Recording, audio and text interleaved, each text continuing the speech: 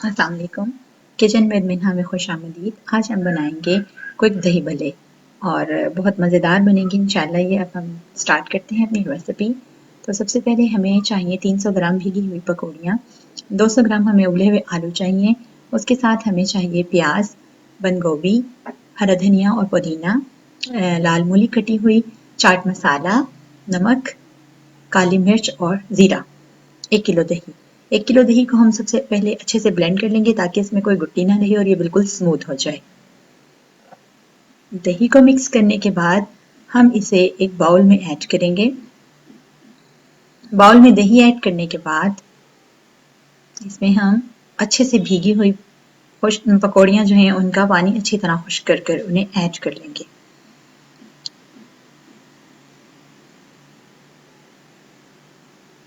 आपने ये ख्याल रखना है कि पकौड़ियों में पानी बिल्कुल ना हो। आपने एक छलनी में डालकर इनको हाथों से हल्के हल्के दबा लेना है ताकि सारा पानी अच्छे से निकल जाए। पकौड़ियाँ ऐड करने के बाद हम बॉईल किए हुए आलू इसमें ऐड करेंगे। छोटे छोटे क्यूब्स बना लें आलूओं के।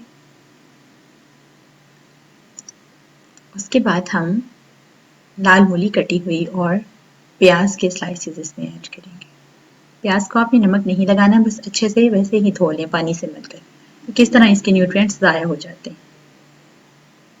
इसके बाद आप क्रश की हुई कैबेज डालें।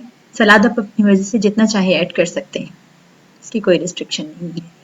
टमाटो के स्लाइस आप ऐड करें, पानी उनका भी निकाल लें, सीड भी निकाल लें। अगर आपको पसंद है तो आप ऐड कर सकते हैं। इसके बाद आप चाट मसाला ऐड करेंगे।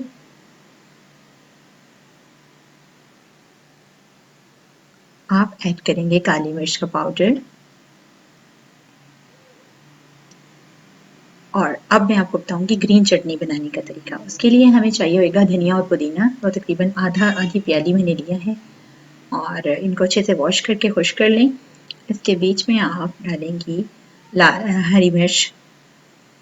हरी मिर्च के साथ आप नमक डाल लें और क्यूमिन सीड जो हैं, ज़ीरा हमने जो रखा था साबित, वो इसमें ऐड करके अच्छी तरह से चटनी को हम कूट लेंगे। ये बहुत मज़ेदार चटनी बनती है। आप किसी और खाने के साथ भी इसको ट्राई कर सकते हैं।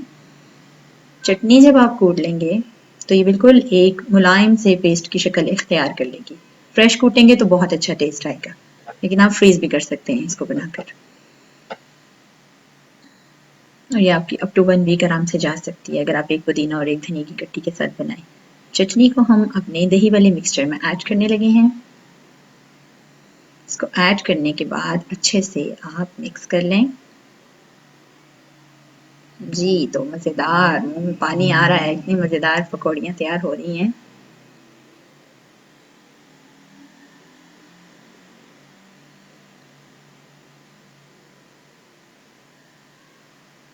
पकौड़ियाँ हमारी मिक्स हो गई हैं। इसको हम एक दूसरे बाउल में निकालेंगे सर्व के लिए। देखिए कितनी जल्दी से ये बन गई हैं। सिर्फ वेजिटेबल्स की कटिंग पर थोड़ा टाइम लगता है, वरना ये क्विक रेडी हो जाती हैं। आप अपने मेहमानों को आराम से सर्व कर सकते हैं, किसी भी टाइम खुद बना सकते हैं, एक साइड डिश के तौर पे रख सकते हैं। और कुछ सलाद मैंने बचा के रख ली थी, उसके साथ अब हम इसे डेकोरेट करेंगे।